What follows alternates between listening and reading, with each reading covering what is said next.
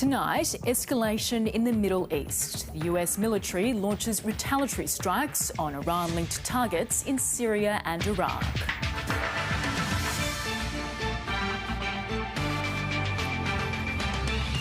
A man suffers burns in a Sydney house fire that police suspect was deliberately lit. Getting ready for the next flood. Emergency crews carry out large-scale drills across New South Wales. Protests flare up in Europe as farmers rally against rising costs and climate policies. And the Socceroos crash out of the Asian Cup in the quarterfinals.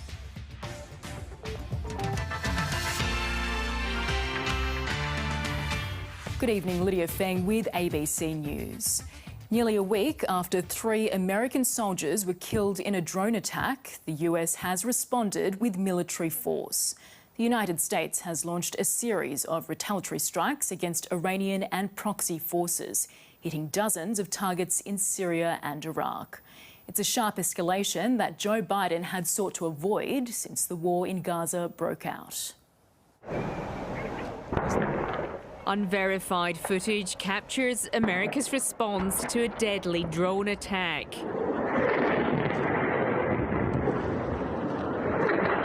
This among 85 targets at 7 facilities said to have been hit.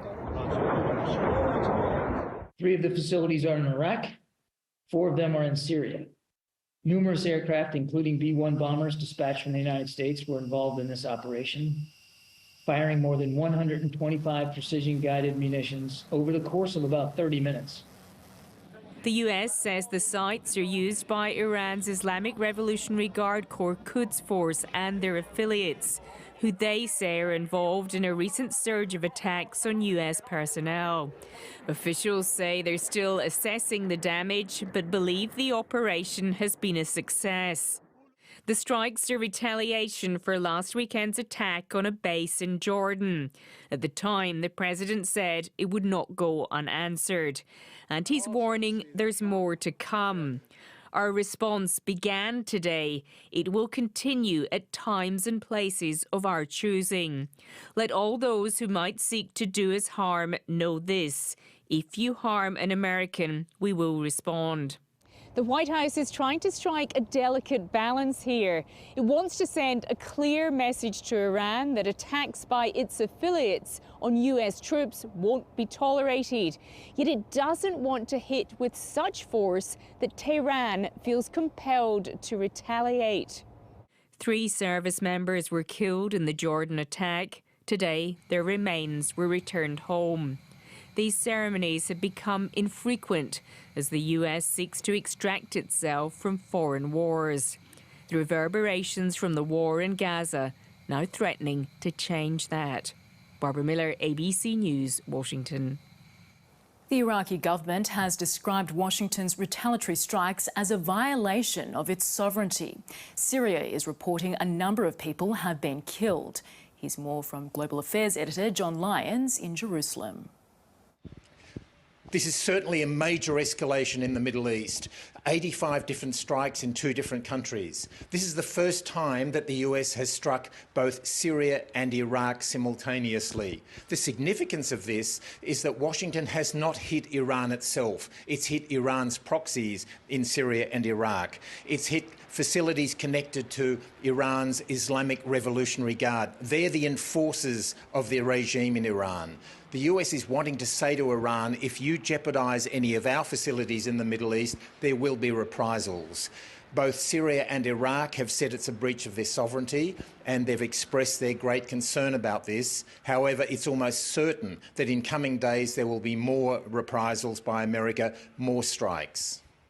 A Sydney man has suffered burns in a house fire that police believe was deliberately lit. Fire crews rushed to the Canley Heights property in southwestern Sydney early this morning, where they found the home engulfed in flames. A man in his 60s was rescued from inside before being rushed to the Royal North Shore Hospital's burn unit. He arrived in a critical condition but is now stable. Witnesses reported seeing multiple people fleeing the scene when the blaze broke out. Police believe at least one of them may have sustained burns themselves. There's a possibility that there's several people involved or more than one. At this stage, we're appealing to the public, if they've got any dash cam footage or they have any CCTV footage, to contact police. 3 teenage girls have been seriously injured in a fiery high-speed crash in Sydney's southwest. The Suburban collided with a Lexus on King George's Road in Roselands just before 9:30 p.m, before losing control and crashing into a tree. The car burst into flames while bystanders frantically pulled 3 teenage girls out of the wreckage. The 18-year-old driver and an 18-year-old passenger were both taken to hospital in a stable condition, while a 17-year-old passenger is in a critical condition with leg and chest injuries. The driver of the Lexus was not injured. The wanted Sydney property developer Jean Nazif could be facing further criminal charges over potential fraud. The Top Place founder is believed to be overseas, with his last known whereabouts in Lebanon. Xanthi Gregory has the details. Administrators appointed to Jean Nazif's company Top Place last year have revealed the fugitive used millions of dollars to invest in land in Lebanon and warehouses in Nigeria, and to loan money to his brother before his business empire collapsed. The company claims to have developed 30,000 properties in Sydney, but its building licence was revoked because it failed to address defects across numerous sites. New South Wales Police put out a warrant for his arrest in July last year for alleged fraud relating to a $150 million loan. The administrator's report estimates creditors are owed more than $400 million, while the company's assets are now worth less than $4 million. While parts of the state are still recovering from the latest round of devastating floods, emergency crews are getting ready for the next disaster. Authorities say they've carried out the largest ever simulated flooding operation on waterways across New South Wales. They're using the drills to put key lessons from recent disasters into practice. Putting teams to the test, emergency services simulate a major flood disaster. Power up shortly, guys. Everyone ready? Roger. More than 750 personnel from 9 agencies took to waterways around the state. We'll be bombarding those centres with about 1,800 requests in 2 hours for assistance. How do they handle it? How do they take the calls? And then how do they task our boats out there to help? It's a chance to sharpen their skills after major disasters like the Lismore floods. Those learnings go into my people that are writing these exercises to test how we're going, to test on the water how it's being implemented. I'll take a large by the sounds of it. The SES has received around 3,500 new volunteer applications since the floods. I joined the flood rescue team because I found lately in Australia is a lot of flooded, and when you see the news and open and you find a lot of people, they need help. Another La Niña weather pattern is likely this year, which could mean more major flooding events. Emergency services are hoping this exercise will mean they're well prepared. New South Wales SES has been extremely busy over the last few years with our floods and storms, but at the moment the weather is kind to us and we can get out and test those capabilities and make sure that we're there for the community into the future. Rescue ready for increasingly challenging conditions. Sean Turek-Goodwin, ABC News, Sydney. Actor Carl Weathers, who played Apollo Creed in the Rocky movie franchise, has died aged 76. Weathers shot to fame for his role as the cocky heavyweight champion opposite Sylvester Stallone. He's being remembered as an extraordinary athlete by his Predator co-star Arnold Schwarzenegger, while Adam Sandler, who Weathers appeared beside in the film Happy Gilmore, says he was a truly great man. In recent years, Weathers earned acclaim and an Emmy nomination for his role in the Mandalorian series. A South Australian great-grandmother, believed to have been Australia's oldest living person, has died aged 111. Katarina Vander Lindon was born in the Netherlands in 1912 and migrated to Australia with her young family in 1955. She passed away peacefully on Australia Day, surrounded by family at Southern Cross Care's West Beach residential home.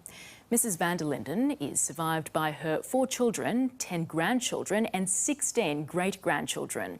She credited her longevity to her active lifestyle, which included multiple gym sessions and walks each day. Farmers protesting high costs and climate policies have blocked the border between Belgium and the Netherlands as demonstrations spread across Europe. Convoys of tractors have gridlocked the centre of Paris for the past week, but after government concessions, blockades have now been lifted. Steamrolling the heart of the European Union. It's not just the environmental measures, it's the pressure which is on the backs of farmers. As EU leaders voted to throw Ukraine an $82 billion lifeline, farmers angry over rising costs, falling profits and climate policies took their protest to the streets of Brussels. No, it was not a success. They don't say anything to us. They did like we were here. But I think it was clear that we are here. As night fell, chaos erupted. Eggs were pelted at the European Parliament and bonfires lit. As the hours rolled on, the protests spread to Poland, Ireland, Malta and the Netherlands, where farmers blocked the border with Belgium.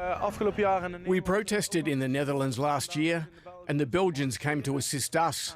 Now they are protesting and we are in solidarity with them. But in France, where the protest kicked off, a breakthrough after a week of blockades through the centre of Paris. It's not our job to go and demonstrate, to block the roads, so we're really happy to be going back. The French government agreed to concessions, including cash handouts and tax cuts. I'm not completely satisfied. I'm a little sad. I still have big expectations for the coming weeks, months, to be sure that these are not empty promises. A reprieve in France, but little progress elsewhere. Catherine Diss, ABC News, London. At least 10 people have died and hundreds have been evacuated as bushfires burn through central Chile.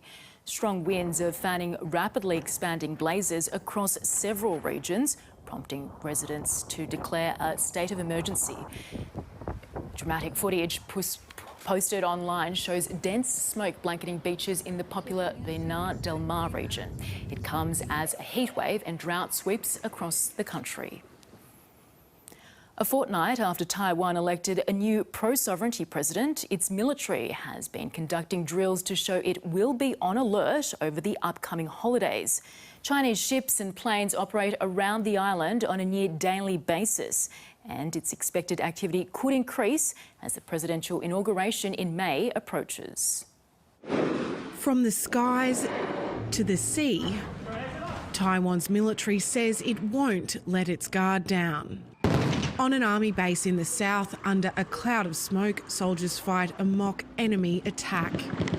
The ROC armed forces have to prepare ourselves very well in order to defend our hometown. This exercise simulates what it might look like if one of China's regular drills around Taiwan turned into a sudden assault. It's taking place at a key time, only weeks after the island's elections, but also just before most Taiwanese go on holidays for the Lunar New Year. Today's exercise includes tactical mobility, assault, and urban warfare.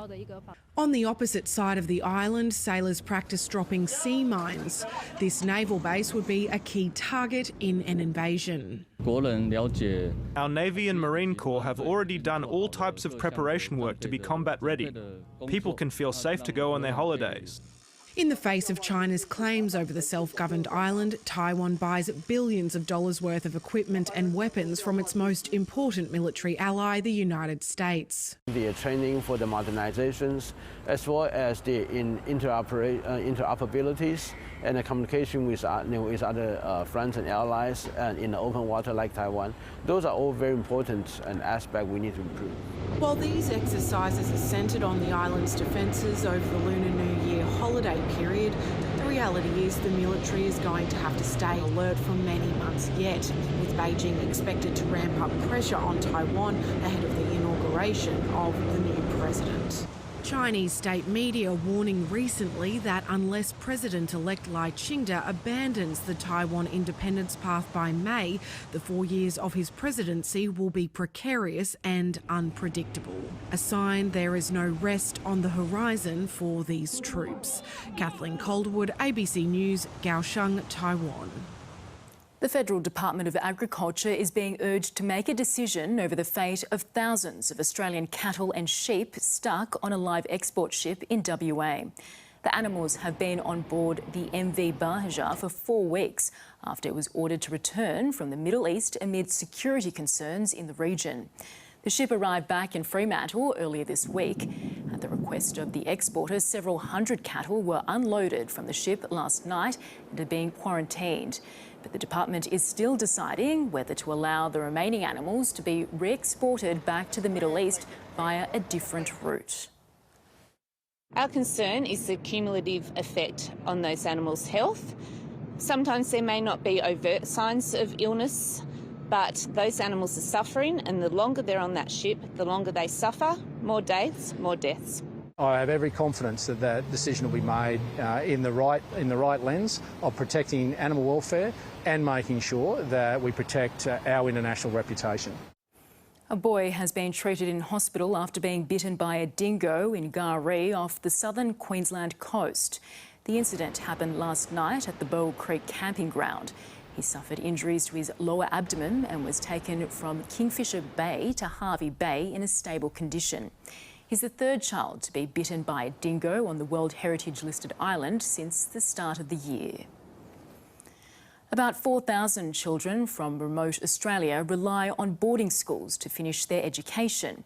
But even at more affordable schools, boarding fees are climbing. The federal government has offered a new scholarship to help, but only for a fraction of students from remote parts of the country. Families say they need urgent help to keep their kids in school. Stephen Schubert has this report from South Australia's Lamina station. This is the last leg of a long trip for the Fennell family. Up their 64-kilometre long driveway off the Oodnadatta track to their home at Lamina Station in South Australia's far north. Steve, your school shoes, are they still good, Dom? Yeah, they still good. The family's second child, 13-year-old Steve, has just made an almost 900-kilometre trip after his first year away from home. Starting at boarding school, it's a very different change from going from living on a station to living more in the city. There's lots of new people, like sport. I've never played sport until this year. But while the tuition fees at his regional Catholic school are modest, the cost of boarding has grown significantly. It's a massive financial pressure because apart from the school fees, you've also got the associated costs of the travel, which is extensive. The kids' boarding school is 900 kilometres away. Data collected by the Isolated Children's Parents Association shows the average cost of boarding school has been growing over the last decade. 19% in New South Wales, 22% in Queensland, 18% in Western Australia and 74% in the Northern Territory. And while the federal government provides an allowance which increases in line with inflation, it hasn't kept pace with this rapid growth in costs. From here at Lamina Station, it's a 5-hour drive to the nearest high school. That leaves two options: distance education or a boarding house. Go and log on to your lesson, please, Eleanor. The family's youngest child still attends School of the Air, learning remotely from home. She'll start boarding in 4 years. I do want to go to boarding school so I can meet new people. Most of them will be my age. You got perfect marks that time. To help remote boarders, the federal government has introduced a new scholarship worth up to $20,000 a year. But there's only 70 of them, and an estimated 4,000 children from remote Australia who rely on boarding schools. I don't necessarily think it's quite fair how they're only giving out 70, because there's heaps of bush kids that might want it and might need it a lot more than me and other people that might have gotten it. The Isolated Children's Parents Association wants an increase to the boarding allowance that all remote students can access, which they say would cost $16 million a year. Essential workers who come to our rural and remote communities, such as nurses, policemen, teachers, once their children get to the age of high school, they usually pack up and leave because sending their children away to school is unaffordable. In a statement, Assistant Minister for Education Anthony Chisholm said there had been significant demand for the new scholarship and the government will consider additional places in future years. We live in Australia and everyone here is entitled to a decent education regardless of where they live. The Fennell family say they don't expect a free ride, just an allowance that will keep up with the cost of living. Stephen Schubert, ABC News, Lamina Station.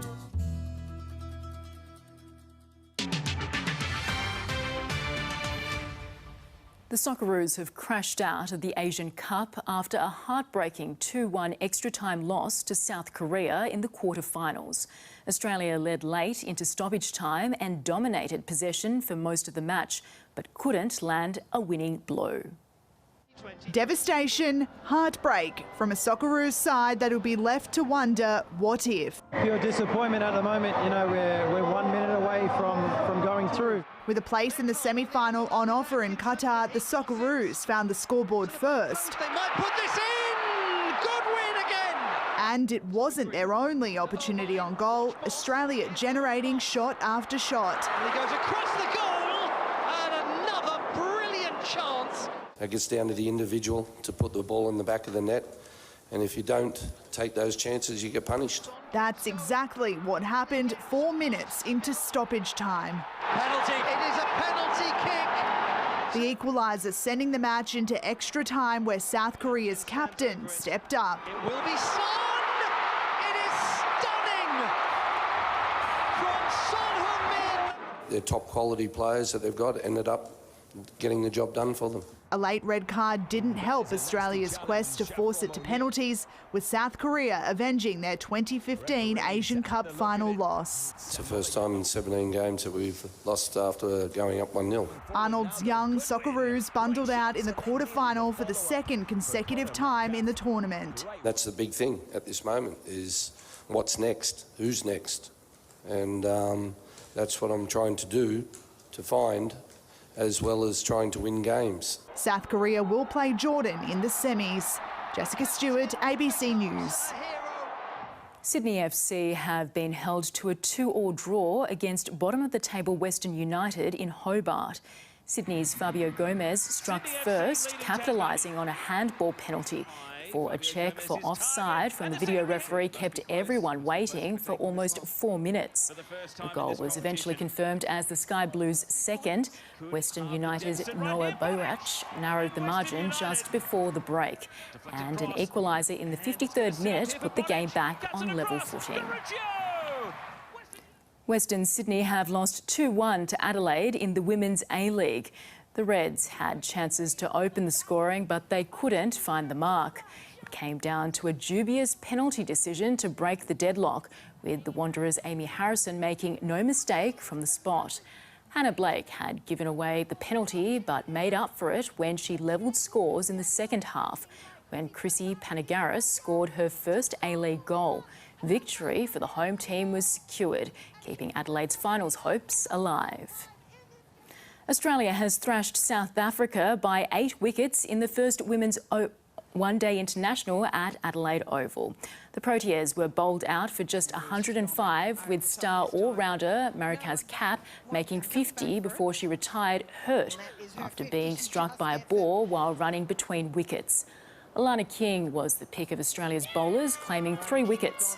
Beth Mooney then smashed an unbeaten half-century off just 34 deliveries as Australia reached its target in just 19 overs. The town of Yass can be overshadowed by the national capital down the road, but it's quickly gaining a name for producing young boxers. A gym hidden away behind an unassuming home is not only developing athletes, but changing lives.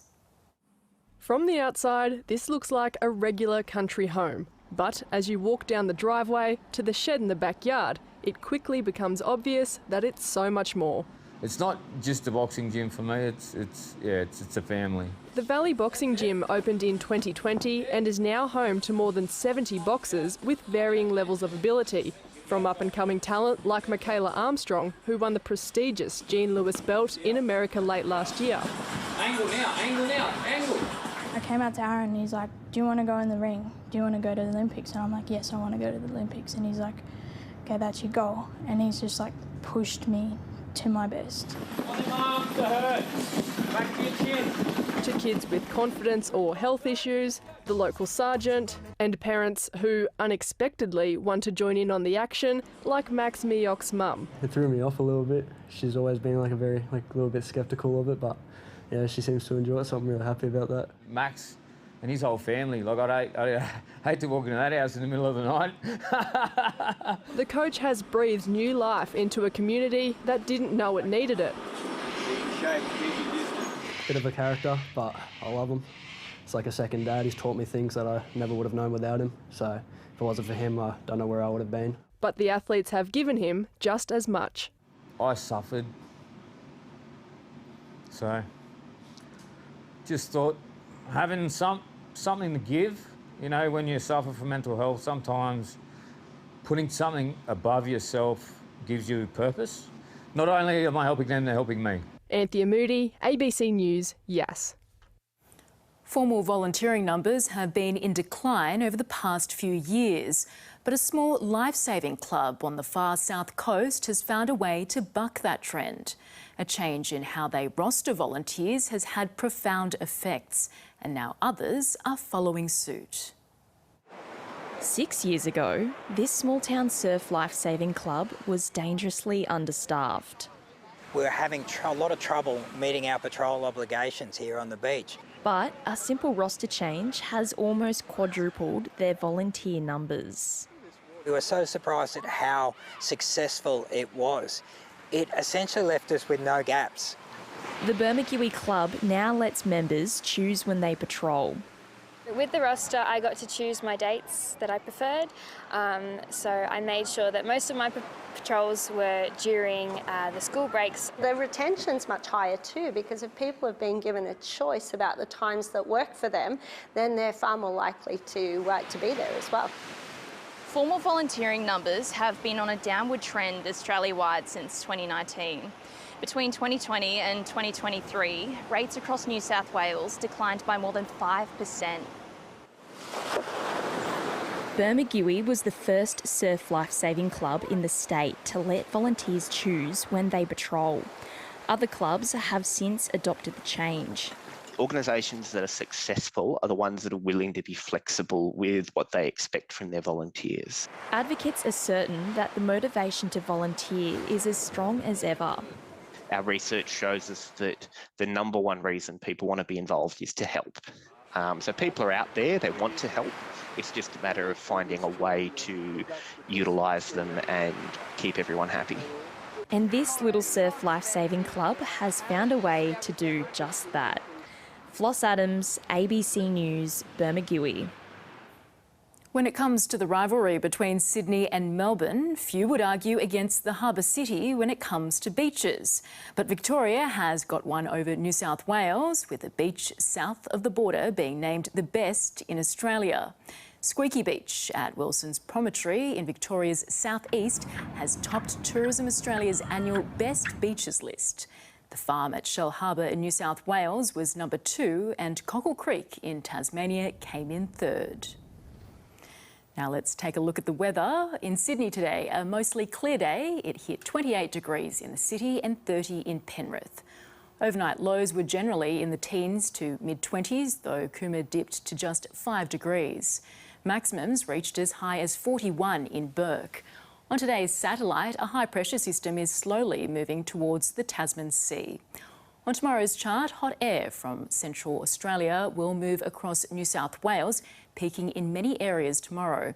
And the remnants of ex-tropical cyclone Kirrily could potentially bring torrential rain to some western parts of the state. Around the country tomorrow, sunny in Melbourne and Adelaide, partly cloudy in Brisbane. For the northeast, a hot and partly cloudy day. There's a warning for hazardous surf conditions along the coast. In the southeast, mostly sunny, a chance of showers and storms for some areas, fog expected near the Victorian border. To the west, it'll be partly cloudy and rainy with a chance of a thunderstorm. Off the coast, winds 20 to 30 knots. In Sydney tomorrow, a mostly sunny day, a top of 32 in the city and a very hot 39 in Penrith. The sun will rise at 6:18. And further ahead, a shower or two on Monday with a chance of a thunderstorm, a top of 33 in the city and 38 in the west. Then a run of showers for the rest of the week, daytime temperatures in the mid to high 20s. And that's all from ABC News. Good night.